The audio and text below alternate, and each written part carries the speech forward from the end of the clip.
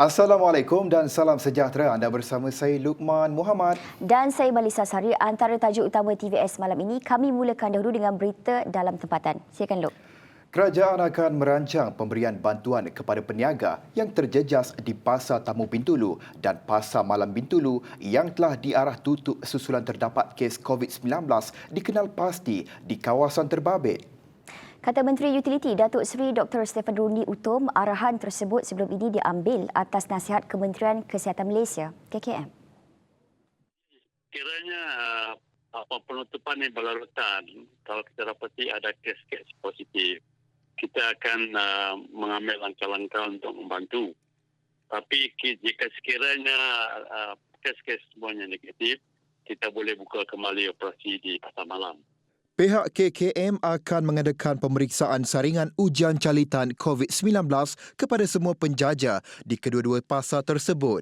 Rundi berharap semua penjaja yang terlibat dapat memberikan kerjasama kepada pihak Jawatan Kuasa Pengurusan Bencana Bahagian Bintulu, khususnya KKM. Kita terpaksa mengambil langkah yang berhati-hati sedemikian kerana kita tidak mahu penularan ini tidak dapat kita kawal, ya.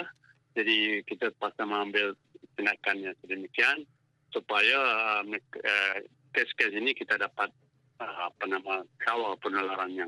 Setakat Ahad, lebih 300 pemeriksaan saringan ujian calitan COVID-19 diadakan melibatkan penjaja di Pasar Tamu Bintulu. Kita memang telah pengambilan sampel ada sebanyak 395 setakat ini lah. Kita masih sorting out. Kemungkinan ada penambahan kilas malam ini lah. Tapi proses pengambilan swab memang telah masih ongoing. Dalam pada itu, Pasar Sentral Sibu yang merupakan pasar terbesar seumpamanya di Sarawak turut ditutup untuk tujuan sanitasi. Actually, we'll be sanitizing the place. The reason is very simple. Because we have 47 positive. In other places, this one is already considered as a cluster. Penutupan sementara ini bukanlah untuk menghalang para peniaga daripada mencari pendapatan, tetapi keselamatan serta kesihatan semua adalah yang paling utama. So, if the people in Cebu, wants to see this COVID come down, then these sort of problem areas must be closed immediately. Otherwise, this one will get more and more. Eventually, it may get to 200 a day. Penghuni rumah-rumah panjang di sekitar Sibu bukan penyumbang tertinggi kepada statistik kes positif COVID-19 seperti yang didakwa banyak pihak. Lebih 70% kes positif COVID-19 di bahagian berkenaan datang sebenarnya daripada kawasan lain termasuk aktiviti di pusat bandar seperti Pandu Lalu dan Sibu Jaya. Jelas Menteri Muda Kesihatan Awam yang juga pengerusi Jawatan Kuasa Pengurusan Bencana Negeri bahagian Sibu, Dr. Anwar Apai, ini berdasarkan kepada statistik di mana hanya 27% sahaja kes positif dicatat dari rumah panjang. Secara keseluruhannya, hanya 90 buah rumah panjang yang masih dalam pantauan, manakala 113 rumah panjang lagi telah bebas daripada senarai lokasi positif COVID-19. A lot of people think that these infections, the number of cases we have every day confined to rumah panjang, to law houses. No. We have increased number of cases, people who go to drive-thru. We also have increased number of cases, people going to polyclinic Ladang, and of course, Ibu Jaya. And also we have more numbers, people going to the private hospital. So in other words, the infection is all over Cebu. So please, the only way to break this is to keep yourself at home. Jumlah mangsa banjir menurun kepada 823 orang setakat jam 4 petang Ahad susulan penutupan 4 pusat pemindahan sementara PPS. 4 PPS yang baru ditutup melibatkan daerah Serian iaitu Dewan SK Terbakang sebelum ini yang menempatkan 31 mangsa dan SK St. Patrick's Tangga 54 mangsa ditutup jam 1 petang. Menurut laporan Sekretariat Jawatan Kuasa Pengurusan Bencana Negeri Sarawak JPBNS, 2 lagi PPS yang ditutup di Serian adalah Balai Raya Babuk Bandar Rancan dan Dewan Buk Janjun. Kedua-dua pusat berkenaan masing-masing menempatkan 6 mangsa dan 29 keluarga dan ditutup jam 2 petang. Manakala 5 PPS yang masih dibuka di sedian adalah SK Tanah Putih yang menempatkan 350 mangsa, Dewan Masyarakat Serian 148 mangsa, Dewan Kampung Selabi Entukuh 42 mangsa, Dewan Kampung Rimba Padi 75 mangsa dan Dewan Serbaguna Rancan 33 mangsa.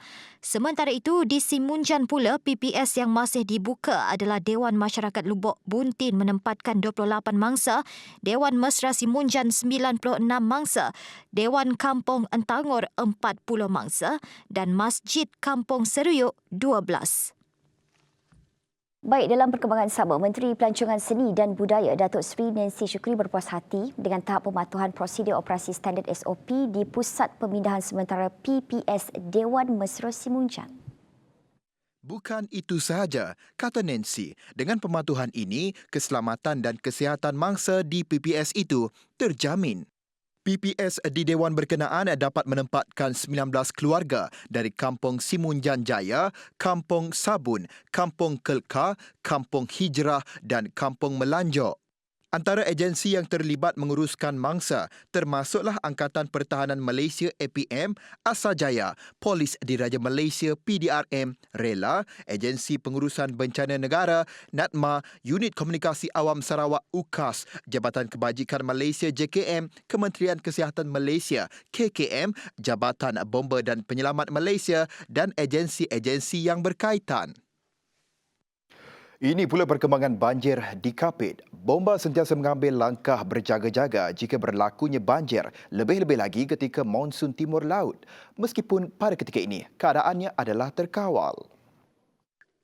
Untuk situasi banjir di Kapit sekarang ini, semua dalam keadaan terkawal lah.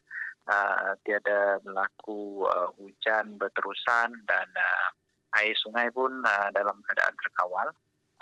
Untuk monsun timur laut ni memang bomba sentiasa bersedialah bersama agensi penyelamat yang lain untuk kerja-kerja pemindahan jika ada dan untuk di PPS lah jika ada lah. Selain itu, kata Erwandi, bomba turut akan meneruskan program sanitasi awam di Kapit sebagai usaha memutuskan rantaian COVID-19. Sekarang ni pihak bomba bersama dengan pihak kesihatan terus dengan aktiviti sanitasi awam lah. So sepanjang PKP hari yang ke-6 untuk hari ini, untuk bulan Februari kita telah membuat untuk sanitasi sebanyak 14 sanitasi lah. Dan untuk Januari kita telah buat sebanyak 45 sanitasi lah. Daerah Kapit dan Song telah dikenakan Perintah Kawalan Pergerakan PKP pada 2 Februari lepas hingga 15 Februari susulan peningkatan kes positif COVID-19 di daerah-daerah tersebut. Operasi mencari dan menyelamat SAR lelaki yang dilaporkan hilang di Kampung Bijuri diteruskan untuk hari kedua selepas satu petunjuk ditemui pada Sabtu. Menurut Ketua Zon 1 Sarawak, Jabatan Bomba dan Penyelamat Malaysia JBPM Yusri Basri, petunjuk itu merupakan sebuah pondok sementara yang dipercayai dibina mangsa. Pengkhususan pencarian kita pada hari kedua adalah kita mencari di sekitar dan di sepanjang laluan yang telah dilalui, di mana pada hari ini kita akan meredah 2 puncak gunung dan juga 2 puncak bukit yang memakan masa perjalanan lebih kurang 4 jam untuk sampai. Seramai 16 anggota bomba dibantu Angkatan Pertahanan Awam APM dan polis serta penduduk kampung menjalankan operasi SAR hari kedua bagi mengesan mangsa. Cuma kekangan ataupun cabaran pada hari kedua adalah hujan yang masih turun sehingga sekarang, di mana kita memang pasti laluan adalah memang sukar, licin, becak dan juga yang utama kita khawatir adalah berlakunya ataupun terjadi kepala sungai. Operasi turut disertai unit anjing pengesan K9. Dalam kejadian pada Rabu, mangsa bersama seorang lagi rakannya dikatakan pergi memancing di Sungai Stad yang terletak lebih kurang 15 km dari kampung Bijurai. Semasa dalam perjalanan pulang, rakan mangsa tidak menyedari kehilangannya dan beranggapan mangsa telah pulang ke rumahnya. Bagaimanapun, laporan berkenaan kehilangan mangsa hanya dibuat oleh abangnya pada Sabtu. Baik, lagi perkembangan dalam negeri. Kumpulan guru dan pendidik perlu diberi keutamaan dalam pelaksanaan program imunisasi COVID-19 kebangsaan yang akan dilaksanakan dalam tempoh terdekat. Menurut Presiden Majlis Pemufakatan Persatuan Ibu Bapa dan Guru Nasional PIBGN, Prof. Madya Datuk Dr. Muhammad Ali Hassan, keutamaan ini adalah wajar bagi membolehkan sekolah-sekolah kembali dibuka. Perlu diberikan vaksin dengan secepat mungkin kerana murid-murid tidak lagi boleh hidup dalam situasi PKP yang berulang-ulang dan berpanjangan. Kaedah PDPR yang wujud sekarang ini adalah tidak lestari dan sangat mengganggu murid-murid dan ibu bapa mereka dan keluarga mereka. Ini menjejaskan kehidupan murid-murid secara langsung. Pengambilan vaksin ini jelasnya akan meningkatkan keyakinan dan semangat guru-guru untuk kembali mengajar anak murid mereka di sekolah tanpa merasa khawatir. Senada dengan Dr. Muhammad Ali Hassan adalah Presiden Kesatuan Guru Bumiputera Sarawak Ahmad Mali. Kalau sekolah boleh dibuka selepas guru-guru menerima vaksin, kita amat mengalu-alukan. Kerana kita menjagakan, kita melihat bahawa dalam kekangan pembelajaran sekarang ini, kita masih lagi melihat bahawa pembelajaran secara bersemuka itu lebih berkesan. Tambah Ahmad Mali, kewajarannya juga didorong keperluan buat para guru untuk memastikan murid tidak terdedah dengan jangkitan. Ini kerana suntikan vaksin COVID-19 tidak akan melibatkan individu berumur 18 tahun ke bawah.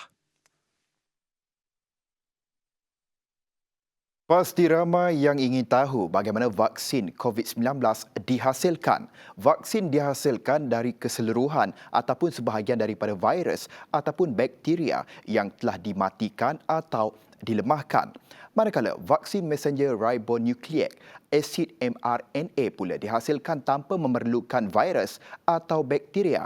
Apa yang pasti, kedua-dua vaksin ini tidak dapat mengubah DNA manusia. Oleh itu, vaksin yang dihasilkan sama ada menggunakan virus, bakteria ataupun mRNA adalah selamat dan ia tidak berupaya untuk menyebabkan penyakit kepada individu yang sihat. Walau bagaimanapun, tambah Dr. Hisham Shah, vaksin yang telah dihasilkan akan diuji terlebih dahulu sebelum disuntik atau dipasarkan. Di samping itu, sebelum sesuatu vaksin itu dibenarkan untuk digunakan oleh orang awam, tahap keselamatan vaksin tersebut akan dibuktikan terlebih dahulu melalui kajian praklinikal ke atas haiwan dan juga kajian klinikal fasa 1, fasa 2 dan fasa 3. Ini dilaksanakan kepada trial participant atau manusia volunteers.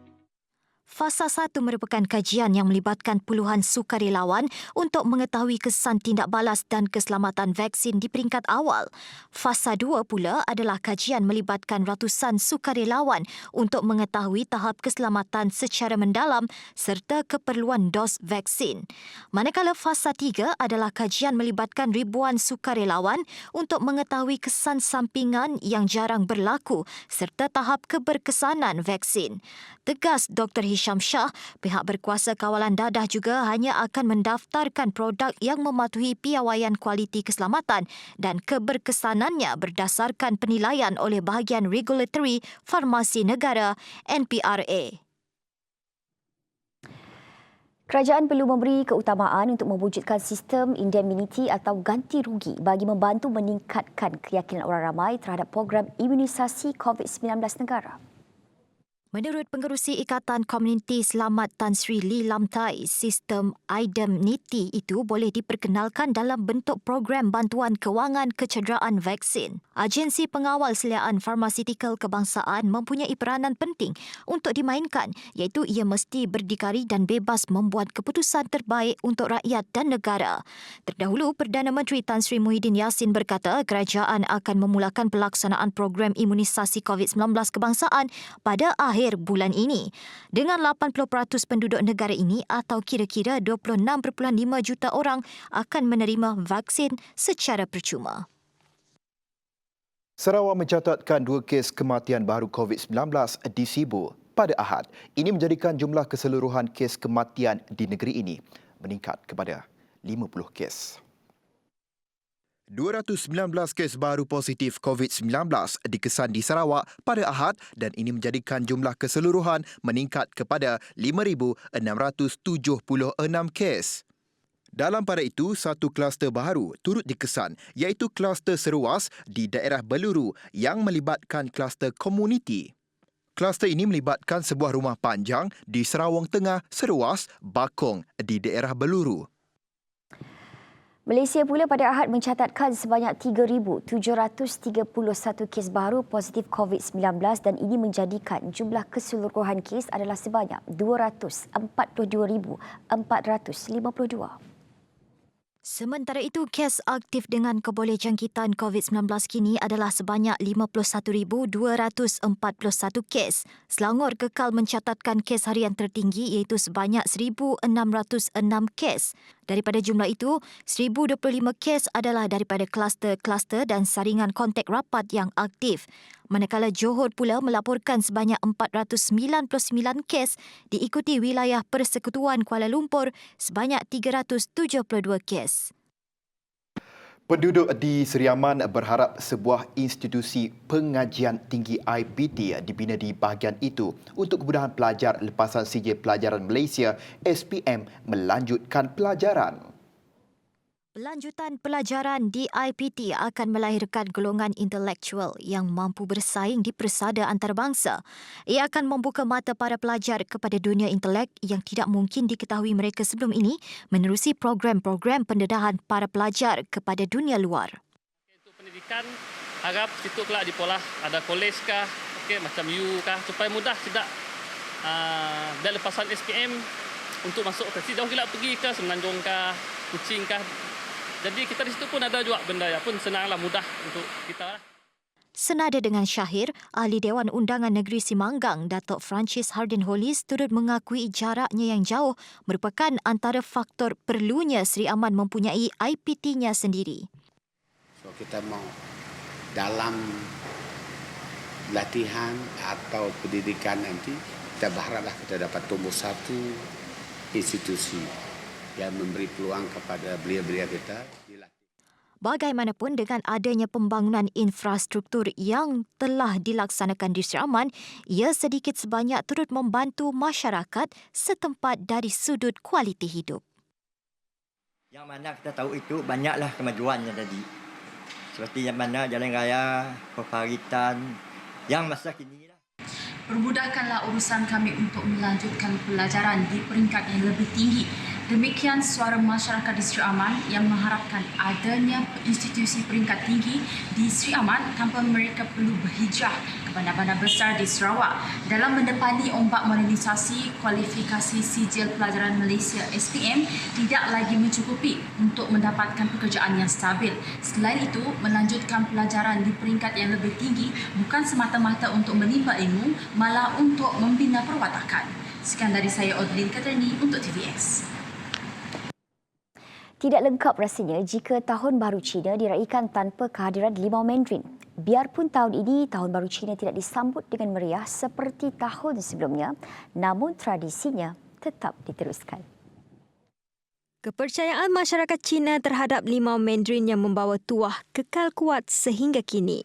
Bagi mereka, Limau Mandarin adalah satu kewajipan ketika Tahun Baharu Cina. Meskipun terdapat beberapa pilihan seperti lokam dan ciaokam, namun pengkam tetap menjadi pilihan kerana kemanisannya. Yang banyak orang beli itu pengkam lah. Because pongkam itu sedap lagi lah. Kalau orang tuanya dia suka beli itu ciao kam, tahan lama mah. Kalau untuk makan dia beli pongkam, yang manis lagi, banyak juicy. Lokam lebih kurang dengan pongkam. Cuma ciao kam itulah, yang ciao kam itu kebanyakan orang tu hiasan aja, nya tahan simpan, tahan lama. Because of the pronounce, kam means everything, every bad thing will pass away and good thing will come. So we all very popular for the kam. Yeah, we prepare and put inside the plate for the decoration for the friend. Yeah, sometimes you see the Chinese people car also will put two for in front of the dashboard. Yeah, means good signs lah, lucky lah. Limau Mandarin dijual pada lingkungan harga RM15 sehingga puluhan ringgit bergantung kepada jenisnya.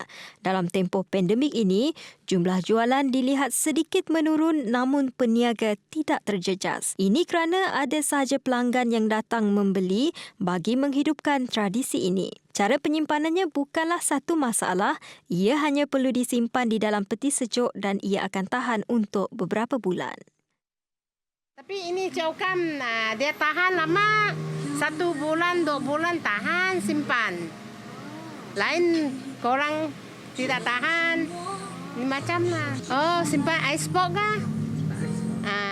Selain itu, limau Mandarin bukan sahaja sedap, malah penuh dengan khasiat. Kandungan vitamin C di dalamnya dapat merangsang pengaliran darah serta menyembuhkan luka bahagian dalaman dan luaran dengan lebih cepat. Manakala nilai kalsiumnya yang tinggi pula dapat menguatkan gigi serta meningkatkan ketahanan badan, terutama tulang daripada ancaman osteoporosis. Bukan sahaja simbolik membawa tuah kepada masyarakat Cina, limau Mandarin juga mempunyai khasiatnya yang sendiri. Di sebalik rasanya yang enak, limau Mandarin kaya dengan vitamin C yang dikatakan mampu melindungi tubuh daripada serangan kanser.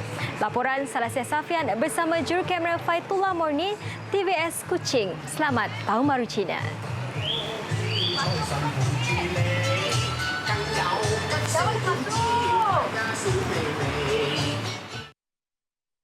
Sedikit perkembangan sukan.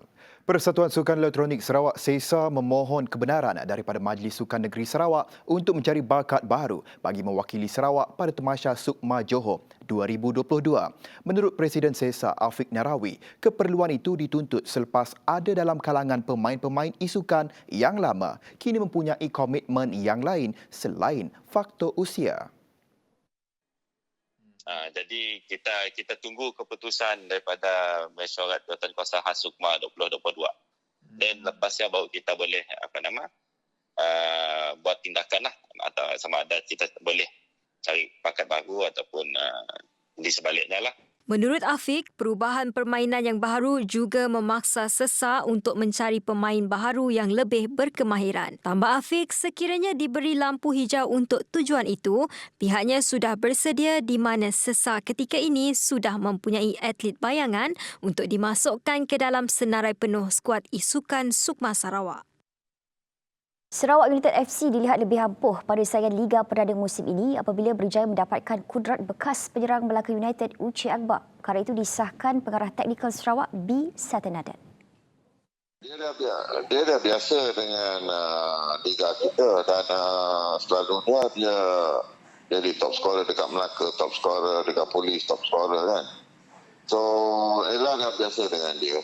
So itulah dia latar belakang yang bagus. Dekat Bahrain pun dia top scorer. Dedahnya lagi, Sarawak United FC yang sepatutnya menjalani latihan di Semenanjung akan kembali ke Sarawak semula berikutan situasi semasa Perintah Kawalan Pergerakan PKP yang dikuatkuasakan. Itu yang diumumkan oleh Presiden kita Datuk Posa. Kerana situ kita tak tahu.